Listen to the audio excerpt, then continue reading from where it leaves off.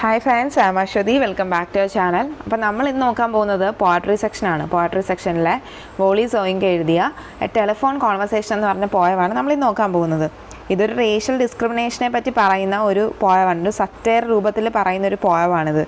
ഇത് ഇപ്പോഴും ലോയൊക്കെ ഇങ്ങനെ കളറിനെ ബേസ് ചെയ്തിട്ടൊരു ഡിസ്ക്രിമിനേഷൻ ഉണ്ടാവാൻ പാടില്ല എന്ന ലോയൊക്കെ അവിടെ ഉണ്ട്. എങ്കിൽ പോലും ഇന്നും ആ ഒരു വൈറ്റ് ബ്ലാക്ക് എന്നുള്ള ഒരു ഡിസ്ക്രിമിനേഷൻ പാറ്റേൺ ഫോളോ ചെയ്യുന്നുണ്ടെന്നാണ് നമുക്ക് മനസ്സിലാക്കാൻ പറ്റുന്നത്. അത് നമുക്ക് മനസ്സിലാവുന്നത് എങ്ങനെയാണെന്ന് ചോദിച്ചാൽ, ലേറ്റസ്റ്റ് ആയിട്ട് സോഷ്യൽ മീഡിയാസിലൊക്കെ ഒരു വീഡിയോ വന്നിരുന്നു.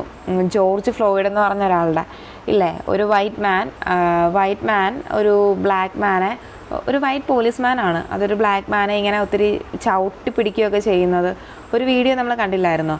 അതിൽ ഐ കാൺ ബ്രീത്ത് എന്നും പറഞ്ഞിട്ട് ആ ജോർജ് ഫ്ലോയിഡ് എന്ന് പറയുന്ന ആൾ കരയുവും, അയാൾ മരിച്ചെന്ന് തോന്നുന്നു. അങ്ങനെ ഒരു വീഡിയോ നമ്മൾ കണ്ടിരുന്നു. അപ്പോൾ അതിൽ നിന്നൊക്കെ നമുക്ക് മനസ്സിലാക്കുന്നത് ഇപ്പോഴും ആ ഒരു പാറ്റേൺ അവിടെ ഫോളോ ചെയ്ത് വരുന്നുണ്ടെന്നല്ലേ. ദൈവാധീനം കൊണ്ട് നമ്മുടെ നാട്ടിൽ അങ്ങനെയൊന്നും ഇല്ല. അതായത് ഈ കളർ ബേസ് ചെയ്തിട്ടുള്ള ഒരു ഡിസ്ക്രിമിനേഷൻ ഒരു പ്രത്യക്ഷത്തിലില്ല, ഇനി പരോക്ഷത്തിലുണ്ടോ എന്നറിയില്ല. എന്തായാലും നമുക്ക് പോയത്തിലേക്ക് കടക്കുന്നതിന് മുന്നേ ഓദറിനെ പറ്റി ഡീറ്റെയിൽഡായിട്ട് നോക്കാം. Akinwande Oluwole Babatunde Soyinka was born in Isra, Nigeria on July 13, 1934, a member of Yaruba tribe. He was well schooled as a child in the stories of tribal gods and folklore, mostly because of his grandfather, who was a respected tribal elder. Soyinka's parents represented another powerful influence in the young boy's life. His mother was a convert to Christianity and his father was headmaster at the local British model school.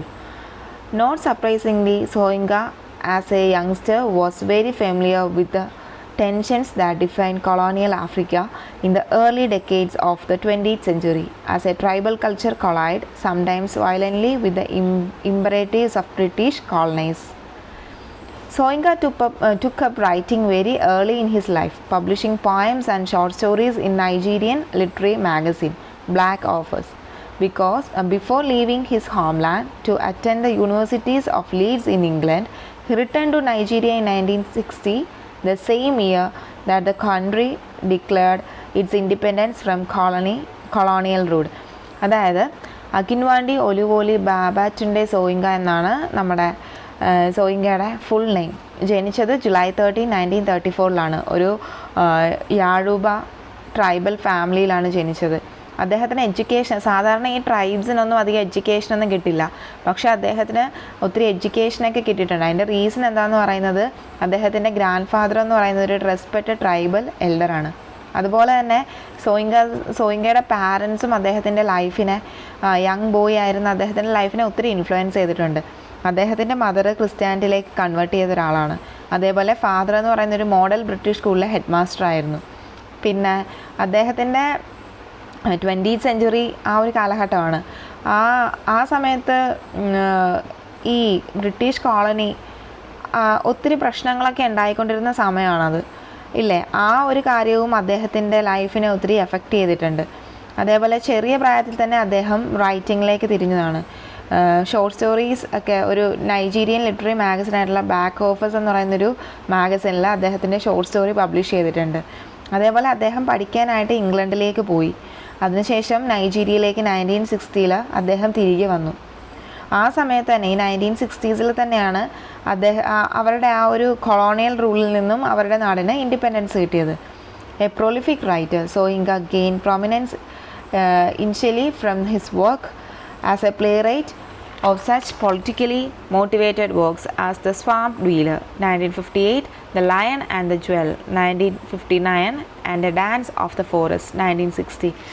അദ്ദേഹത്തിന് ഒത്തിരി prominence കിട്ടിയിരുന്നു. അതായത് അദ്ദേഹത്തിൻ്റെ writing കരിയറിൻ്റെ സ്റ്റാർട്ടിങ്ങിൽ തന്നെ അദ്ദേഹം ഒരു play റൈറ്റായിട്ട് start ചെയ്ത സമയത്ത് തന്നെ അദ്ദേഹത്തിന് ഒത്തിരി ഒരു സ്വീകാര്യത കിട്ടിയിരുന്നു. ദ സ്വാം ഡെല്ലർ 1958, അതേപോലെ ദ ലയൺ ആൻഡ് ജുവൽ 1959, അതേപോലെ ഡാൻസ് ഓഫ് ദ ഫോറസ്റ്റ് 1960. ഇതൊക്കെ അദ്ദേഹത്തിൻ്റെ ഒത്തിരി മോട്ടിവേറ്റഡ് ആൻഡ് ഫേമസ് വർക്ക്സ് ആണ്, പ്ലേസ് ആണ്. It was during the same prolific period that Soyinka's telephone conversation appeared in 1963 collection Modern Poetry from Africa. 2 years later, he was arrested for allegedly forcing a radio announcer to report incorrect election result. Soyinka was released 3 months later after the international writers group PEN made public the knowledge that no evidence that have been ever produced in support of arrest. He was arrested again 2 years later from his vocal opposition to the civil war that was threatening to split the country along long-standing tribal lines.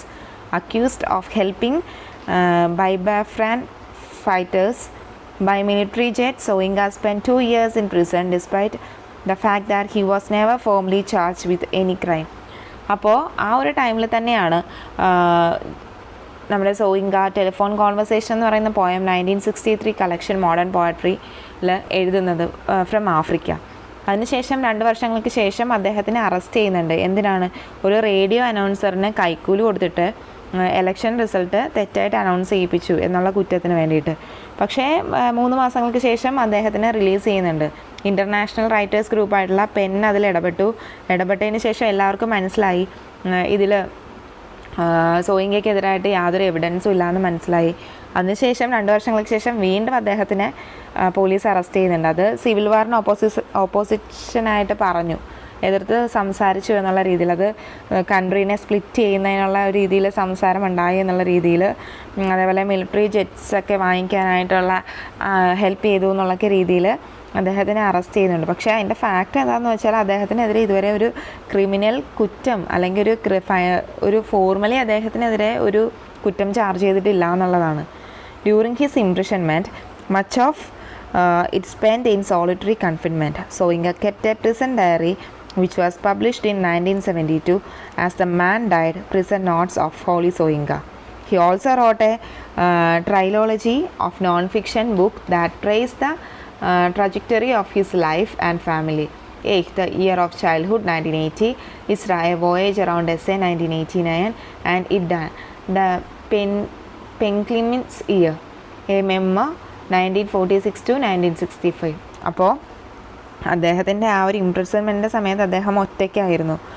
ആ സമയത്ത് അദ്ദേഹം ഒരു prison diary കരുതിയിരുന്നു. അത് 1972 publish ചെയ്തു.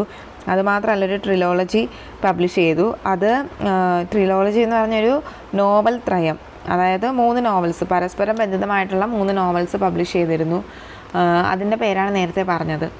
Following a period of self-imposition exile, Soyinka was among the group of pro-democratic activists charged with treason of his criticism of the military regime of Sami Abeka, facing the death sentence in Nigeria.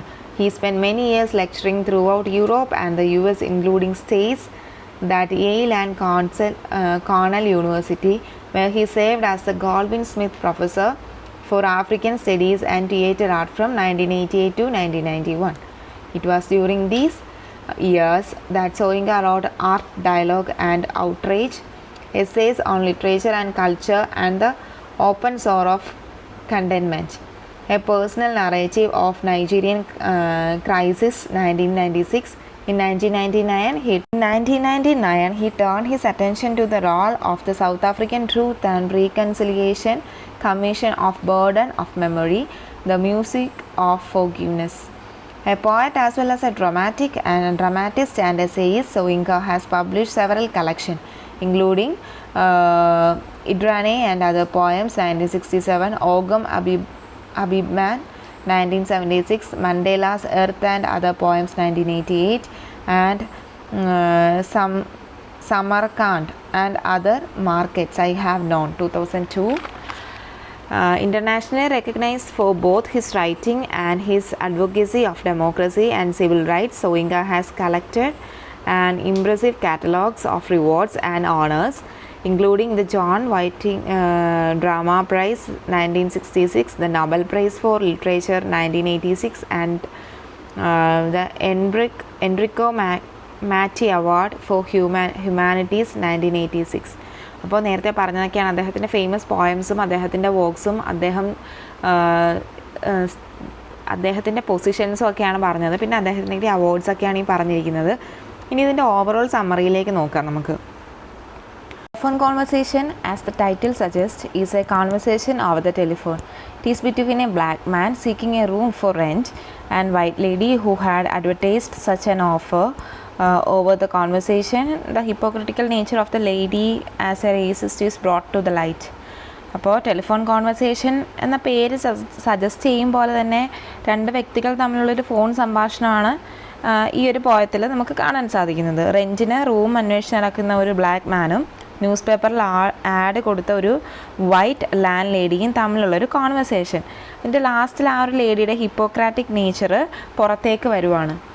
An African man is looking for a room to rent and he finds an advertisement in the newspaper. The ad says that there is no problem with race, white or black. As the man had bitter experience with such ads earlier, he makes a telephone call to the landlady from the public telephone booth. He tells the lady that he is a black man and asks if it is acceptable. The lady hesitates for a while. She wants to know if he is completely black or half black. When the man says that he is not completely black because his palm and soles are white, the lady goes silent and hang the phone, even though the man pleads to least meet him in person to see for herself, for he is totally black. ഇവിടെ ഒരു African മാൻ റെൻറ്റിന് താമസിക്കാൻ room നോക്കുവാണ്. അപ്പോൾ അദ്ദേഹം news പേപ്പറിൽ ഒരു add കണ്ടു. ആ ആഡിൽ എടുത്ത് പറയുന്നുണ്ട് റേസ് ഇപ്പോൾ ബ്ലാക്ക് ആയാലും വൈറ്റ് ആയാലും പ്രശ്നമല്ല എന്ന് ആ ആഡിൽ പറയുന്നുണ്ട്. അതൊരു വൈറ്റ് ലാൻഡ് ലേഡി കൊടുത്ത ഒരു ആഡായിരുന്നു. ഇതിനു മുന്നേയും അദ്ദേഹം ഇങ്ങനത്തെ ഒത്തിരി അഡ്വർടൈസ്മെൻറ്റ് കണ്ട് സംസാരിച്ച് ഇതിനു മുന്നേയും പല പ്രശ്നങ്ങൾ ഇതേപോലത്തെ പ്രശ്നങ്ങൾ ഏറ്റവും അവസാനം എല്ലാം റെഡിയാകും, പക്ഷേ അദ്ദേഹത്തിൻ്റെ കളർ കാരണം റൂം കിട്ടാതെ പോകും. അങ്ങനത്തെ പ്രശ്നങ്ങൾ ഉണ്ടായിട്ടുള്ളത് കൊണ്ട് തന്നെ അദ്ദേഹത്തിന് യാത്ര ചെയ്യാൻ കഴിയാത്തത് കൊണ്ട്, അതായത് അങ്ങനെ പറയുന്നതുകൊണ്ട് തന്നെ നമുക്ക് മനസ്സിലാക്കാം അദ്ദേഹത്തിന് നേരത്തെ തന്നെ അറിയാം അവിടെ ഇങ്ങനത്തെ പ്രശ്നങ്ങൾ ഉണ്ടാവും എന്നറിയാം. അതുകൊണ്ട് അദ്ദേഹം ആ ലാൻഡ് ലേഡീനെ കോൾ ചെയ്യുകയാണ്. ഒരു പബ്ലിക് ടെലിഫോൺ ബൂത്തിൽ നിന്ന് ഫോൺ ചെയ്യുന്നു. ആ ഫോൺ ചെയ്യുന്ന സമയത്ത് എല്ലാ കാര്യങ്ങളും സെറ്റാവുകയാണ്. അദ്ദേഹത്തിൻ്റെ ഡെയിലി റെൻറ്റും പ്ലേസും ഒക്കെ. അതുമാത്രമല്ല ആ ലേഡി പറയുന്നുണ്ട് ആ പ്രെമിസസിൻ്റെ ഉള്ളിലല്ല ആ ലേഡി താമസിക്കുന്നത്, മാറിയാണ് താമസിക്കുന്നത്. അതായത് അദ്ദേഹം ടോട്ടലി ഫ്രീ ആണ്. അങ്ങനെ എല്ലാ കാര്യത്തിലും സെറ്റാവുകയാണ്. അപ്പോൾ ഏറ്റവും ലാസ്റ്റ് ഒരു കൺഫെഷൻ ചെയ്യുന്ന പോലെ അദ്ദേഹം പറയുകയാണ്, ആ ലേഡിയോട് പറയുകയാണ്, ഞാൻ ഒരു വൈറ്റ് മാൻ അല്ല, ഞാനൊരു ബ്ലാക്ക് മാനാണ്, അത് നിങ്ങൾക്ക് അക്സെപ്റ്റ് ചെയ്യാൻ പറ്റുമോ എന്ന് ചോദിക്കുകയാണ്. ഇത് കേൾക്കുന്ന സമയത്ത് ആ ലേഡി ഒരു നിമിഷം സൈലൻ്റ് ആവുകയാണ്, ഹെസിറ്റേറ്റ് ചെയ്യുകയാണ്. അതിനുശേഷം എന്താ പറയുന്നത്, അദ്ദേഹം ആ ലാൻഡ് ലേഡി ഇങ്ങനെ ചോദിക്കുകയാണ്, നിങ്ങൾ കംപ്ലീറ്റ്ലി ബ്ലാക്ക് ആണോ അതോ ഹാഫ് ബ്ലാക്ക് ആണോ എന്നൊക്കെ ഇങ്ങനെ ചോദിക്കുന്നുണ്ട്. ഇങ്ങനെ കുറച്ച് ക്വസ്റ്റ്യൻസ് ചോദിക്കുന്ന സമയത്ത് ഈ മാനിന് മനസ്സിലാവും ഇവരുടെ മനസ്സിൽ അതിതീവ്രമായിട്ടുള്ള ആ ഒരു റേഷ്യൽ ഡിസ്ക്രിമിനേഷൻ ഉണ്ട്. അതായത് കളറിൻ്റെ പ്രശ്നം ഈ ഒരു സ്ത്രീക്ക് അതിതീവ്രമായിട്ട് തന്നെ ഉണ്ട് എന്ന് മനസ്സിലായ അദ്ദേഹം ഈ സ്ത്രീയെ മോക്ക് ചെയ്യാൻ തീരുമാനിക്കുകയാണ്, കളിയാക്കിക്കൊണ്ട്. അതേപോലെ തന്നെ ഒരു സറ്റേറിക്കലി അദ്ദേഹം പിന്നീട് സംസാരിക്കുകയാണ്, ഇദ്ദേഹം പറയുകയാണ്, എൻ്റെ കൈവെള്ളയും അതേപോലെ കാൽപാദത്തിൻ്റെ ഉള്ളും കറുത്തതല്ല, എൻ്റെ ബോഡി കംപ്ലീറ്റ്ലി ബ്ലാക്ക് അല്ല, പകരം പക്ഷേ എൻ്റെ പൃഷ്ഠഭാഗം ബ്ലാക്കാണ്. കാരണം ഇരുന്നിരുന്ന ഫ്രിക്ഷൻ മൂലം ഒരു കറുപ്പ്, ഒരു കാക്കയുടെ കറുപ്പ് പോലുള്ള നിറമാണ് എൻ്റെ പൃഷ്ഠഭാഗത്തിനുള്ളത് എന്ന് പറയുകയാണ്. ആ സമയത്ത് ആ ലാൻഡ് ലേഡി ഫോൺ കട്ട് ചെയ്യുമെന്ന് മനസ്സിലായപ്പോൾ പറയുകയാണ്, ദൈവത്തിന് നിങ്ങൾ ഹാങ് ചെയ്യരുത്, നിങ്ങളൊരു കാര്യം ചെയ്യൂ, നിങ്ങൾ വന്നിട്ട് നോക്കൂ, എന്നെ വന്നിട്ട് ഫുള്ളൊന്ന് നോക്കൂ, ഞാൻ എന്തുമാത്രം കറുത്താണെന്ന് നിങ്ങൾ തനിയെ ഒന്ന് അനലൈസ് ചെയ്യൂ എന്ന് സറ്റേറിക്കലി പറയുകയാണ്. അപ്പോൾ തമാശ നിറഞ്ഞ ഒരു ഐറണിയോട് കൂടിയാണ് അയാൾ അദ്ദേഹത്തിൻ്റെ ശരീരഭാഗത്തെ വിവരിക്കുകയെല്ലാം ചെയ്യുന്നത് കേട്ടോ. അപ്പോൾ ഇതാണ് ഈ ഒരു കഥയുടെ ഓവറോൾ സമ്മറി, ഈ ഒരു പോയത്തിൻ്റെ ഓവറോൾ സമ്മറി എന്ന് പറയുന്നത്. The poem shows how racial discrimination privileges hidden in hearts of individuals. Even though there are laws against discrimination in the country, they become ineffective and individuals do not change their mindset. The landlady shows double standard. Publicly she shows that she is not racist, but privately she shows her true attitude. The poem is captured the frustration of a black man. He is angered by the double standard of such individuals like the landlady. And അപ്പോൾ ഈ ഒരു പോയത്തിൽ എന്താ പറയുന്നത്, ഓരോ മനുഷ്യൻ്റെയും മനസ്സിലുള്ള ഒരു racial ഡിസ്ക്രിമിനേഷൻ്റെ ആ ഒരു പവറാണ് ഇവിടെ പറയുന്നത്. അതായത് രണ്ട് തരത്തിലായത് ഒരു ഡബിൾ സ്റ്റാൻഡേർഡായിട്ട് കാണിക്കുകയാണ്. ഇപ്പോൾ അവർ ഒരു പത്രത്തിലൊരു പരസ്യം കൊടുത്തപ്പോൾ കളർ ഏതായാലും പ്രശ്നമില്ല എന്ന് പറഞ്ഞത് പബ്ലിക്കലി എനിക്ക് ഇങ്ങനെയൊന്നുമില്ല, ഞാൻ എഡ്യൂക്കേറ്റഡ് ലേഡിയാണ്, അതുകൊണ്ട് തന്നെ എനിക്കിങ്ങനെ കളർ ഡിസ്ക്രിമിനേഷനൊന്നും ഇല്ല എന്ന് സൊസൈറ്റീനെ കാണിക്കാനും, എന്നാൽ പ്രൈവറ്റ്ലി ഉള്ളിൻ്റെ ഉള്ളിൽ അതായത് ഫോൺ ചെയ്യുമ്പോഴോ അല്ലെങ്കിൽ വരുമ്പോഴോ ആരും അറിയില്ലല്ലോ, ഇങ്ങനെ ബ്ലാക്ക് ആണെന്ന് കാണുമ്പോൾ അവോയ്ഡ് ചെയ്ത് വിടാമല്ലോ. അപ്പോൾ അതായത് പ്രൈവറ്റ്ലി അവരുടെ സ്വന്തം ട്രൂ ആറ്റിറ്റ്യൂഡ് കാണിക്കുകയാണ് ചെയ്യുന്നത്. അപ്പോൾ അത് മാത്രമല്ല, ഒരു ബ്ലാക്ക് മാൻ്റെ ഫ്രസ്ട്രേഷൻ കൂടെയാണ് ഈ ഒരു പോയറ്റ് കാണിക്കാൻ ഉദ്ദേശിക്കുന്നത്.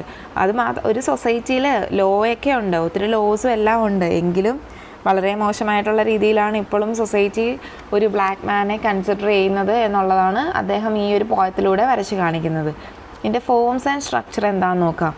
It is a lyrical poem written in free words. The poem is a dialogue involving a black man and a white woman. The two are indulged in a phone call throughout the poem.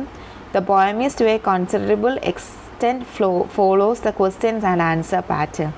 Also, a major chunk of poem is written in the present tense. A single stanza poem, 37 lines in total. ഒരു സച്ചേറ് പോലെയാണ് എഴുതിയേക്കുന്നത്. അപ്പോൾ ഇതൊരു lyrical പോയമാണ്, free words, അതായത് rhymes ഒന്നും ഇല്ല. പിന്നെ ഇതൊരു dialogue പറയുന്നത് ഒരു ബ്ലാക്ക് മാനും വൈറ്റ് ലേഡിയും തമ്മിലുള്ള ഒരു ഡയലോഗ് പോലെയാണ്. Through out the phone call തന്നെയാണ് നമ്മൾ ഈ പോയത്തിൽ കാണുന്നത്. അതായത് ക്വസ്റ്റ്യൻ ആൻസർ പോലെ, ക്വസ്റ്റ്യൻ ചോദിക്കുന്നു ആൻസർ പറയുന്നു, ആ രീതിയിലുള്ളൊരു ഫോൺ കോൾ പോലെ തന്നെയാണ് ഇതിൽ ഫുള്ള് പറയുന്നത്. അത് മാത്രമല്ല അതിൽ ആ വൈറ്റ് ലേഡിയുടെ കോൺവെർസേഷൻ എല്ലാം ക്യാപിറ്റലൈസ് ചെയ്താണ് കൊടുത്തിരിക്കുന്നത്. അത് മനസ്സിലാവാൻ വേണ്ടിയിട്ടാണ് ക്യാപിറ്റലൈസ് ചെയ്തിട്ടാണ് ആ ലേഡിയുടെ കോൺവെർസേഷൻ എല്ലാം കൊടുത്തിരിക്കുന്നത്. പിന്നെ ഈ പോയം പോകുന്നതെല്ലാം ഒരു പ്രസൻറ്റ് ടെൻസിലാണ്. ഇതൊരു 37 ലൈൻസ് ഉള്ള സിംഗിൾ സ്റ്റാൻസ പോയമാണ്. അപ്പോൾ എത്ര ലൈൻസ് ആണുള്ളത്? 37 ലൈൻസ് ഉള്ള സിംഗിൾ സ്റ്റാൻസ പോയമാണ്. സറ്റയറാണ്, ഇതിൻ്റെ ഫോം സറ്റയറാണ്. ഇനി ഈ പോയത്തിൻ്റെ ഡീറ്റെയിൽഡ് അനാലിസിസിലേക്ക് നമുക്ക് കടക്കാം. അതായത് ലൈൻ ബൈ ലൈൻ അനാലിസിസിലേക്ക് നമുക്ക് നടക്കാം. ആദ്യമേ line 1 to 5. The praise seemed reasonable. Location indifferent. The landlady swore she lived off pessimists. Nothing remained but self-confession. Madam, I warned. I hate a waste journey. I am African. Telephone conversation in the first 5 lines brings up the issue of race. A black man who is looking for a room for rent finds an offer at a reasonable price in an advertisement. He makes a phone call to the landlady of the property and confesses that he is a black man. The opening line shows that the black man is aware of the double standards and he makes a phone call to confirm if the room is truly available for a black man. It is revealed that the black man has had bitter experience in the past. He must have believed that the no difference point in the advertisement are much. He must have approached the land owners. They should have refused him after coming to know that he is black. ഇവിടെ ഈ പോയത്തിൻ്റെ ആദ്യത്തെ 5 വരികളിൽ പറയുന്നത് എന്താണെന്ന് നോക്കാം. ഈ വരിയിൽ തന്നെ പോയച്ചൊരു റേഷ്യൽ ഇഷ്യൂസ് അല്ലെങ്കിൽ റേഷ്യൽ ഡിസ്ക്രിമിനേഷനെയാണ് ഓപ്പണായിട്ട് പറയുന്നത്. ഒരു ബ്ലാക്ക് മാൻ റൂം റെൻറ്റിന് വേണ്ടി നോക്കുന്നുണ്ട്, ഒരു റീസണബിൾ പ്രൈസിലും ഒരു നല്ല ലൊക്കേഷനിലും ഒരു റൂം റെൻറ്റിനുണ്ട് എന്നുള്ള പത്രപരസ്യം ന്യൂസ് പേപ്പറിൽ കണ്ടു. അതുമാത്രമല്ല അദ്ദേഹത്തിന് ആവശ്യമുള്ള ഫ്രീഡം ഒക്കെ കിട്ടും, കാരണം ആ ലാൻഡ് ലേഡി ആ കോമ്പൗണ്ടിലല്ല താമസിക്കുന്നതെന്നും ആ ഒരു ആഡിൽ പറഞ്ഞിട്ടുണ്ട്. സോ അദ്ദേഹം പ്രോപ്പർട്ടിയുടെ ഓണർ ആയിട്ടുള്ള ആ ലാൻഡ് ലേഡിയെ ഒരു പബ്ലിക് ടെലിഫോൺ ബൂത്തിൽ നിന്ന് വിളിക്കുക. എന്നിട്ട് അദ്ദേഹം പറയുന്നുണ്ട്, വിളിക്കുന്നതിൽ നിന്ന് തന്നെ പറയുന്നുണ്ട് സൊസൈറ്റിയുടെ ആ ഒരു ഡബിൾ സ്റ്റാൻഡേർഡ്, ഡബിൾ മാനറിസം അദ്ദേഹത്തിന് അറിയാം. കാരണം പബ്ലിക്ലി ഒന്ന് പറയുകയും പേഴ്സണലി വേറൊന്ന് ചെയ്യുകയും ചെയ്യുന്ന ഒരു മാനറിസമാണ്. ഇതിന് മുന്നേയും അദ്ദേഹത്തിന് ഇങ്ങനത്തെ എക്സ്പീരിയൻസ് ഉണ്ടായിട്ടുണ്ടായിരിക്കാം. അതുകൊണ്ട് തന്നെ വെറുതെ അങ്ങനെ ഒരു യാത്ര ചെയ്ത് എൻ്റെ പൈസ കളയാൻ ഞാൻ ആഗ്രഹിക്കുന്നില്ല എന്നുള്ള രീതിയിൽ പറയാണ്. സോ മാഡം, ഞാനൊരു ആഫ്രിക്കൻ വംശജനാണ് എന്ന് അദ്ദേഹം ആ ലാൻഡ് ലേഡിയോട് കൺഫസ് ചെയ്യുകയാണ്. ഈ ഓപ്പണിംഗ് ലൈൻസിൽ നിന്ന് തന്നെ നമുക്ക് മനസ്സിലാവും ആ മാനിന് ആ ഒരു ഡബിൾ സ്റ്റാൻഡേർഡിനെ പറ്റി അവെയറാണ്. മേ ബി ഇതിനു മുന്നേ അദ്ദേഹത്തിൻ്റെ അനുഭവം ഉണ്ടായിട്ടുണ്ടാവാം, ഇതുപോലുള്ള ആളുകളിൽ വിളിച്ചിട്ടുണ്ടാവാം, അല്ലെങ്കിൽ ചെന്ന് കണ്ടിട്ടുണ്ടാവാം. കണ്ട സമയത്ത് എല്ലാം ഓക്കെ ആയി, ആ ഒരു സമയത്ത് ബ്ലാക്ക് ആണ് എന്നുള്ള കാരണം കൊണ്ട് ഉപേക്ഷിച്ചിട്ടുണ്ടാവാം. അങ്ങനെയുള്ള അനുഭവങ്ങൾ കൊണ്ട് തന്നെ അദ്ദേഹം വിളിച്ച് ചോദിക്കുകയാണ്, the room is truly available for A black man എന്ന്. ഇനി നമുക്ക് ലൈൻ 6 to 12 നോക്കാം. Silence, transmission off. Pressurized good breeding voice with it came. Lipstick cotted long gold rolled. Cigarette holder piped. Caught I was foully. How dark, I had not misheard. Are you light or very dark? Button B, button A. These lines in the poem Telephone Conversation describes the reaction of the landlady when she hears the confession. When she comes to know that the speaker is a black man, she goes silent. She does not reveal her true dislike and disapproval for black people.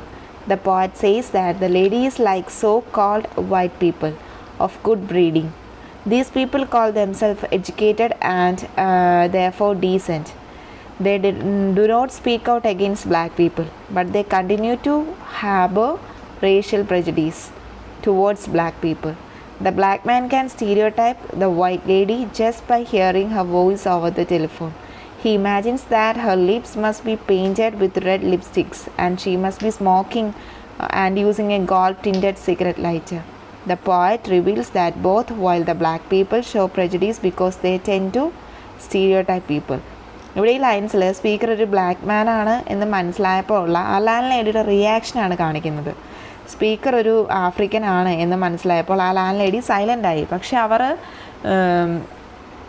തുറന്നടിച്ച് black പീപ്പിളിനോടുള്ള അവളുടെ ഒരു dislike പ്രകടമാക്കുന്നില്ല, അല്ലെങ്കിൽ disapproval പറഞ്ഞില്ല. അതിൽ നിന്ന് poet പറയുന്നത് അവിടെയുള്ള educated ആണ് എന്ന് സ്വയം വിശേഷിപ്പിക്കപ്പെടുന്ന വൈറ്റ് ബ്രീഡിങ് പോലെയാണ് ഈ ഒരു ലാൻഡ് ലേഡിയും എന്നാണ്. കാരണം white breeding means white people. അവർ പുറമേ എഡ്യൂക്കേറ്റഡ് ആണ്, അതുകൊണ്ട് തന്നെ അവർക്ക് റേഷ്യൽ ഡിസ്ക്രിമിനേഷനൊന്നും ഇല്ല എന്ന് പുറമേ പബ്ലിക്കലി കാണിക്കും. ഡീസൻ്റ് ആണ് എന്ന് പുറമേ കാണിക്കും. അതുകൊണ്ട് തന്നെ ബ്ലാക്ക് പീപ്പിളിന് എഗൻസ്റ്റ് ആയിട്ടൊന്നും സംസാരിക്കത്തൊന്നുമില്ല. പക്ഷേ ഉള്ളിൽ അവർ വളരെ നല്ല രീതിയിൽ വേർതിരിവ് കാണിക്കുന്ന ഒരു തരം ആൾക്കാരാണ്. ഇവിടെ വൈറ്റ് ലേഡി എന്താണ് പറയുന്നതെന്ന് അറിയാൻ സ്പീക്കർ ഇങ്ങനെ വെയിറ്റ് ചെയ്യുകയാണ്.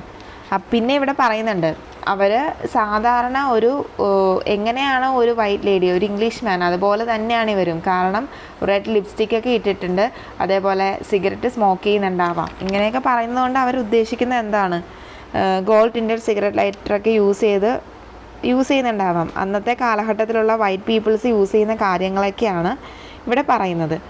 അതുപോലെ തന്നെ the landlady is careful in not using the taboo word black.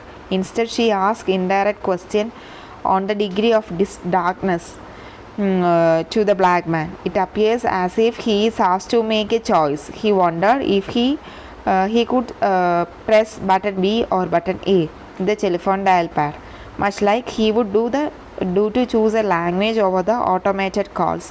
These lines in the poem expose the hypocritical nature of white individuals in the society. ഇവിടെ land lady അവളുടെ വാക്കുകൾ വളരെ കെയർഫുള്ളായിട്ടാണ് use ചെയ്തത്.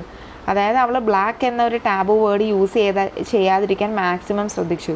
പക്ഷേ എന്താണ്, ഇൻഡയറക്റ്റായിട്ട് അവർ അത് പറയുകയും ചെയ്തു. എത്രമാത്രം ബ്ലാക്കാണ് എന്നാണ് ചോദിക്കുന്നത്. How dark, are you light or very dark. How dark എന്ന് ചോദിച്ചപ്പോൾ പോയറ്റിന് ആദ്യം വിചാരിച്ചു എന്തോ തെറ്റിദ്ധരിച്ചു, മിസ്ഹേർഡ് ചെയ്തു എന്നാണ് വിചാരിച്ചത്. അപ്പോഴാണ് are you light or very dark എന്ന ക്വസ്റ്റ്യൻ രണ്ടാമത് വന്നത്. ആ സമയത്താണ് പോയറ്റിന് മനസ്സിലായത് അവരങ്ങനെ തന്നെയാണ് ചോദിച്ചത്, കളറ് തന്നെയാണ് ചോദിച്ചതെന്ന് പോയറ്റിന് മനസ്സിലായത്. ആ സമയത്ത് പോയറ്റിനൊരു ഡൗട്ട് തോന്നി, ബട്ടൺ ബി പ്രസ് ചെയ്യണോ ബട്ടൺ എ പ്രസ് ചെയ്യണോ എന്ന്. അതായത് ഈ ഒരു 1960s ആ ഒരു സമയത്ത് അവർ യൂസ് ചെയ്തിരുന്നത് കോയിൻ ഫോൺസ് ആണ്. പബ്ലിക് ടെലഫോൺ ബൂത്തിലുണ്ടായിരുന്നത് കോയിൻ ബൂത്താണ്. കോയിൻ യൂസ് ചെയ്തിട്ടാണ് കോൾ ചെയ്യുന്നത്. അതിലൊരു ബട്ടൺ എയും ബട്ടൺ ബിയും ഉണ്ട്. ഞാൻ ഈ പവർ പോയിന്റിൽ അത് കാണിക്കുന്നുണ്ട്. ബട്ടൺ എയിൽ നമുക്ക് കോയിൻ ഇട്ട് കഴിഞ്ഞിട്ട് ബട്ടൺ എയിലാണ് നമ്മൾ പ്രസ് ചെയ്യേണ്ടത്. അപ്പോൾ കോൾ ഇങ്ങനെ കണ്ടിന്യൂ ചെയ്ത് പോകും. പിന്നീട് നമ്മൾ അവിടെ കോയിൻ ഇട്ട് യൂസ് ചെയ്തുകൊണ്ടേ ഇരിക്കണം. ബട്ടൺ ബി എന്താണ്, കണക്റ്റ് ആവുന്നതിന് മുന്നേ വേണമെങ്കിൽ നമുക്ക് കോൾ കട്ട് ചെയ്യാം, അല്ലെങ്കിൽ നമുക്ക് കോൾ കട്ട് ചെയ്യാൻ വേണ്ടി യൂസ് ചെയ്യുന്ന ബട്ടണാണ് ബട്ടൺ ബി. എൻച്വലി പറയുവാണെങ്കിൽ കണക്ട് ചെയ്യാൻ ബട്ടൺ എയും ഡിസ്കണക്ട് ചെയ്യാൻ ബട്ടൺ ബിയുമാണ് യൂസ് ചെയ്യുന്നത്. മനസ്സിലായല്ലോ. അന്നത്തെ കാലത്തെ പബ്ലിക് ടെലഫോൺ ബൂത്തിലെ ഒരു സംഭവമാണത്. ഈ ലൈൻസിൽ ആ സൊസൈറ്റിയിൽ, അതായത് ഈ ലൈൻസിലൂടെ അവർ പറയുന്നത് ഈ ഒരു സംഭവം അവർക്ക് ഈ ഒരു ലാൻഡ് ലേഡിയുടെ ആ ഒരു ഓഫർ അത് കണക്ട് ചെയ്യണോ അതോ ഡിസ്കണക്ട് ചെയ്യണോ എന്നുള്ള ഡൗട്ടായിപ്പോയി എന്നുള്ള രീതിയിലാണ് പറയുന്നത്. സൊസൈറ്റിയിൽ വൈറ്റ് ഇൻഡിവിജ്വൽസിൻ്റെ ഹിപ്പോക്രാറ്റിക്കൽ നേച്ചറാണ് ഇവിടെ കാണിക്കുന്നത്. ഒരു ലാൻഡ് ലേഡി കൺവെൻഷനൽ ആയിട്ടുള്ള ആ ഒരു കോൺവെർസേഷനിൽ അവർ ഒരു ക്യാപിറ്റലൈസ്ഡ് ആയിട്ടുള്ള ആ ഒരു രീതിയിൽ തന്നെയാണ് അവർ സംസാരിക്കുന്നതെന്നാണ് ഇവിടെ നമുക്ക് കാണാൻ സാധിക്കുന്നത്. ഇനി ലൈൻ 12 to 16 നോക്കാം.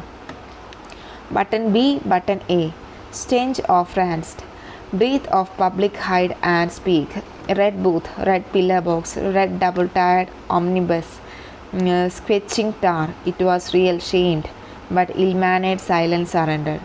Push, dumbfounded to beg simplification. These line of poem telephone conversation describe the reaction of the black man on hearing the lady's question. He smelled too bad breath of hypocrisy. While people hide their racial discrimination in public, but they practice it in private. The double standard behavior angers the man. He sees red to him, but the black man also agrees that the lady should be considered polite. She was considerate of putting the question gently. However, the black man looks at such racial discrimination as oppressing. He compares it with a double-decked omnibus squishing the black tar off the road. ഈ ലൈൻസിൽ ആ black മാൻ്റെ റിയാക്ഷനാണ് പറയുന്നത്. ആ ലേഡിയുടെ question കേട്ടപ്പോൾ നമ്മുടെ സ്പീക്കറിൽ ഒരു നിമിഷം silent ആയിപ്പോയി. അദ്ദേഹത്തിന് സംശയം തോന്നി. ഞാൻ നേരത്തെ പറഞ്ഞിരുന്നല്ലോ, ഇത് യഥാർത്ഥത്തിൽ നടക്കുന്നതാണോ അതോ അദ്ദേഹം സ്വപ്നം കാണുന്നതാണോ എന്ന് അദ്ദേഹത്തിന് സംശയം തോന്നി. അദ്ദേഹം ചുറ്റുപാടും നിരീക്ഷിച്ചു, സ്റ്റെൻ ചെയ്തു. എന്തിനെയാണ്? ആ സമയത്ത് അദ്ദേഹം ഒരു നാർന്ന ദുർഗന്ധം അദ്ദേഹത്തിന് കിട്ടി. അതായത് ആ ടെലഫോൺ ബോക്സിൻ്റെ ഉള്ളിലുള്ള ഒരു ഗന്ധം എന്നാണ് പറയുന്നത്. അല്ലെങ്കിൽ ആ ഒരു ലാൻഡ് ലേഡി പറഞ്ഞ ഒരു ബാഡ് വേർഡ്സിൻ്റെ ഇതൊന്നും ഒരു ഇതായിട്ട് പറയുന്നുണ്ട്. പിന്നെ അദ്ദേഹം ചുറ്റിനും നോക്കിയപ്പോൾ കണ്ടത് എന്താണ്? ചുവന്ന ടെലിഫോൺ ബോക്സ്, ചുവന്ന pillar, red double tier bus എല്ലാം അദ്ദേഹം കണ്ടു. അപ്പോൾ ആ ഒരു ഇതൊക്കെ കണ്ടപ്പോൾ അദ്ദേഹത്തിന് മനസ്സിലായി അദ്ദേഹം കാണുന്നത് സ്വപ്നമല്ല, ഇത് റിയാലിറ്റിയാണ്, റിയലി നടന്നുകൊണ്ടിരിക്കുന്ന കാര്യമാണ്. അദ്ദേഹം റിയലി കേട്ടതാണ്, അല്ലാതെ ഇത് സ്വപ്നമൊന്നും അല്ല എന്ന് അദ്ദേഹത്തിന് മനസ്സിലായി. ഈ റെഡ് കളർ ഇൻഡിക്കേറ്റ് ചെയ്യുന്നത് അദ്ദേഹത്തിൻ്റെ ആങ്കറിനെ കൂടെയാണ്, അദ്ദേഹത്തിൻ്റെ ദേഷ്യത്തിനെ കൂടെയാണ്. അദ്ദേഹത്തിൻ്റെ ചുറ്റും കാണുന്നതെല്ലാം റെഡായി തോന്നി എന്ന് പറയുന്നത് അദ്ദേഹത്തിൻ്റെ ദേഷ്യം തന്നെയാണ്. അദ്ദേഹം ഈ റേഷ്യൽ ഡിസ്ക്രിമിനേഷനെ കറുത്ത ടാറിനെ ഞെരിച്ചമർത്തി കടന്നു പോകുന്ന ഡബിൾ ഡക്കർ ഒമ്നി ബസ്സായിട്ടാണ് കമ്പയർ ചെയ്തിരിക്കുന്നത്. ഓക്കെ, ആ സമയത്ത് അദ്ദേഹത്തിന് വളരെ ഷെയിമായിട്ട് തോന്നി. പിന്നെ അദ്ദേഹം പറയുന്നത്, ആരെങ്കിലും എന്തെങ്കിലും ക്വസ്റ്റ്യൻസ് ചോദിച്ചാൽ മിണ്ടാതെ നിൽക്കുന്നത് ഒരു മര്യാദയല്ല അല്ലേ. സോ അദ്ദേഹം ചോദിച്ചു, എന്താണ് ആ സ്ത്രീ ഉദ്ദേശിച്ചതെന്ന് ഒന്നുകൂടെ സിമ്പിളായിട്ട് പറയാമോ എന്ന് അദ്ദേഹം ചോദിച്ചു, ആ സ്ത്രീയോട് ചോദിച്ചു. ഇനി ലൈൻ 18 to 28 നോക്കാം. 25 അല്ല 28 ആണ് കേട്ടോ, അതൊരു മിസ്റ്റേക്കാണ് 25 എന്ന് കൊടുത്തേക്കുന്നത്. Considerate, she was varying the emphasise. Are you dark or very light? Revelation came. You mean like plain or milk chocolate? Her accent was clinical, crushing it in light. Impersonally, rapidly, wavelength adjust. I chose West African sepia.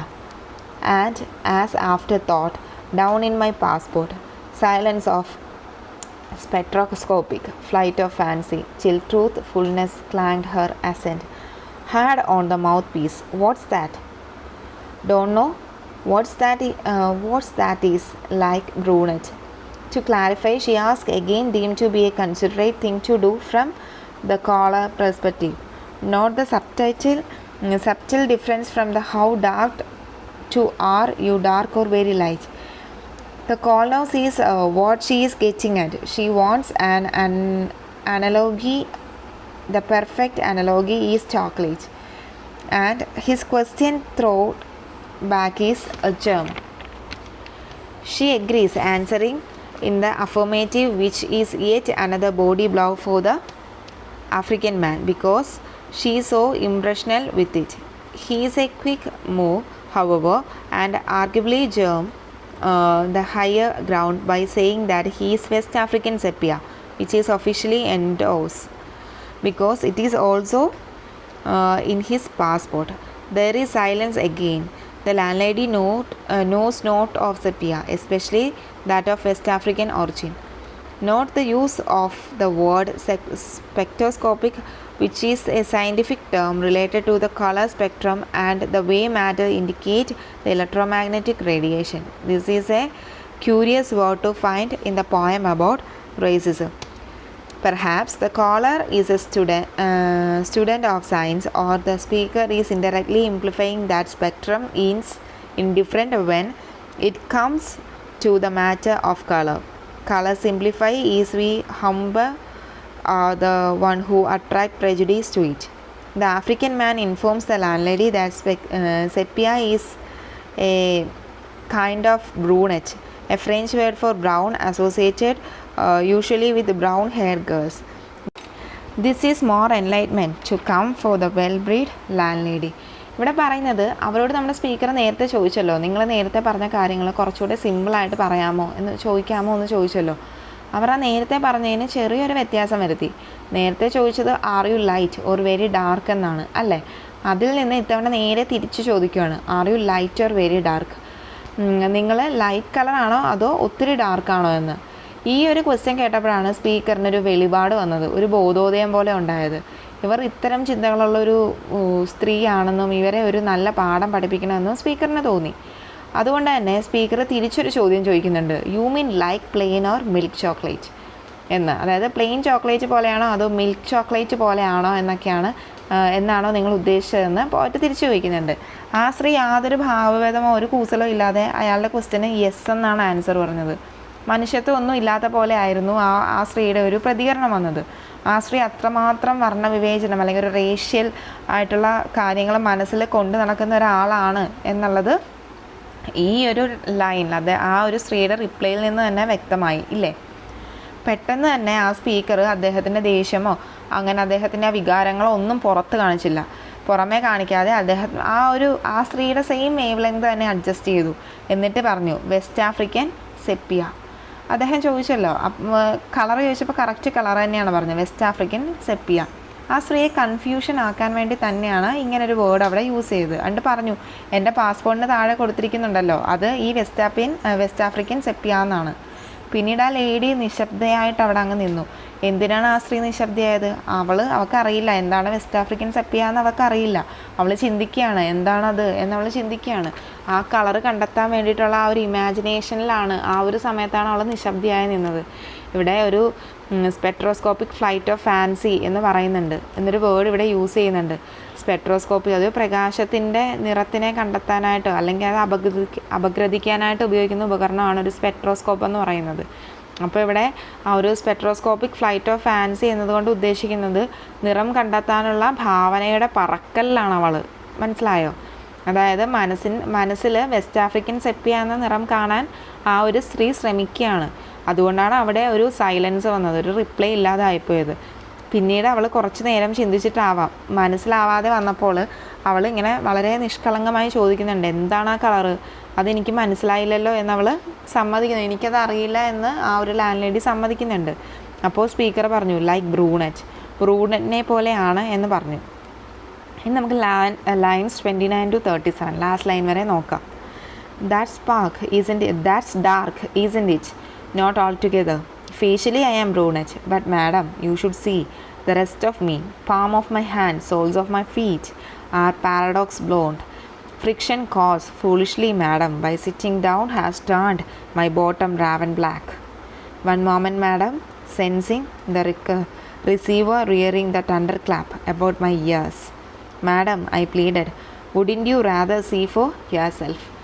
The caller explains that his face is brunette, but the other parts of his anatomy are not. In fact, the palm of his hands and sole of his feet are lighter, peroxide blonde.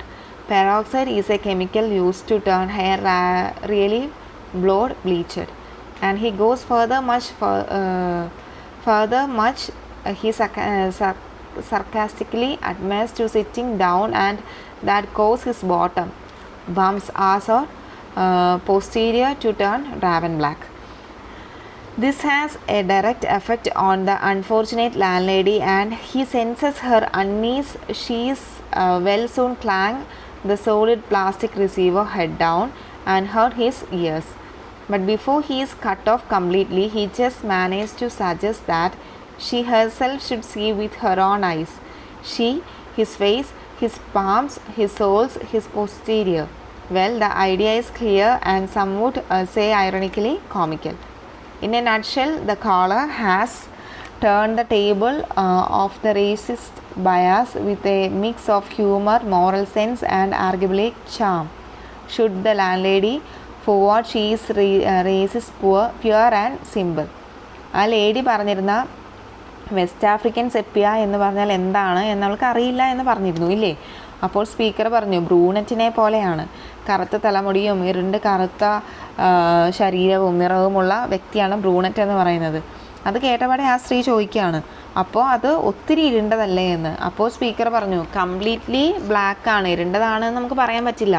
മുഖം നോക്കിയാൽ ഞാനൊരു ബ്രൂണറ്റിനെ പോലെയാണ്, പക്ഷേ madam എൻ്റെ കൈവെള്ള, എൻ്റെ ഉള്ളം കാൽ എല്ലാം ഒരു പെറോക്സൈഡ് വെച്ച് ബ്ലീച്ച് ചെയ്ത പോലെയുള്ള ഒരു കളറാണുള്ളത്. അതൊന്നും ഡാർക്കല്ല, ലൈറ്റ് ഷെയ്ഡാണ്. മാത്രമല്ല ഫ്രിക്ഷൻ എന്ന് പറഞ്ഞാൽ എന്താണെന്നറിയാലോ? ഘർഷണ ബലം.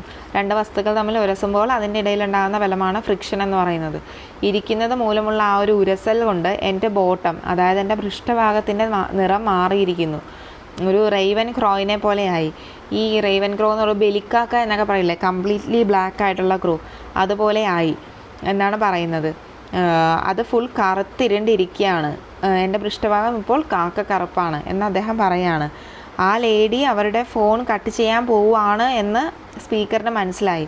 ഒരു തണ്ടർ അടിക്കുന്ന പോലെ കട്ട് ചെയ്യാൻ പോവുകയാണെന്ന് മനസ്സിലായി.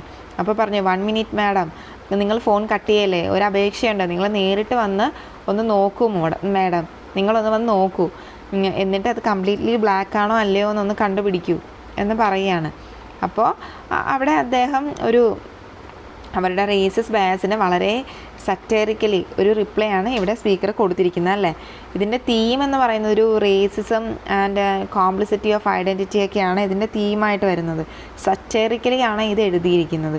അപ്പോൾ നിങ്ങൾക്ക് ഈ ഒരു ക്ലാസ് മനസ്സിലായെന്ന് വിചാരിക്കുന്നു, ഈ പോയിന്റ് കംപ്ലീറ്റ്ലി മനസ്സിലായെന്ന് വിചാരിക്കുന്നു. ഇതിൻ്റെ സമ്മറിയും ലൈൻ ബൈ ലൈൻ അനാലിസിസും ഒക്കെ പറഞ്ഞു, തീമും ഫോമും അങ്ങനെ എല്ലാം വളരെ സിമ്പിളായിട്ട് ഞാൻ പറയാൻ ശ്രമിച്ചിട്ടുണ്ട്. എൻ്റെ സമ്മറിയും വളരെ സിമ്പിളായിട്ട് ഞാൻ പറയാൻ ശ്രമിച്ചിട്ടുണ്ട്. അപ്പോൾ നിങ്ങൾക്ക് എല്ലാവർക്കും ഈ ഒരു പോയം മനസ്സിലായി, ടെലിഫോൺ കോൺവെർസേഷൻ എന്ന് പറയുന്ന ഈ പോയം മനസ്സിലായിട്ടുണ്ടെന്ന് വിചാരിക്കുന്നു. അപ്പോൾ നിങ്ങളുടെ അഭിപ്രായങ്ങൾ എന്താണെന്ന് വെച്ചാൽ അത് കമൻറ്റ് ചെയ്യുക, അല്ലെങ്കിൽ മെയിൽ ചെയ്യുക. എന്തെങ്കിലും ഡൗട്ട് ഉണ്ടെങ്കിലും കമൻറ്റ് ചെയ്യുകയോ മെയിൽ ചെയ്യുകയോ എന്താണെന്ന് വെച്ചാൽ ചെയ്യാം. ഞാൻ എൻ്റെ മെയിൽ ID ഡിസ്ക്രിപ്ഷൻ ബോക്സിൽ കൊടുത്തേക്കാം.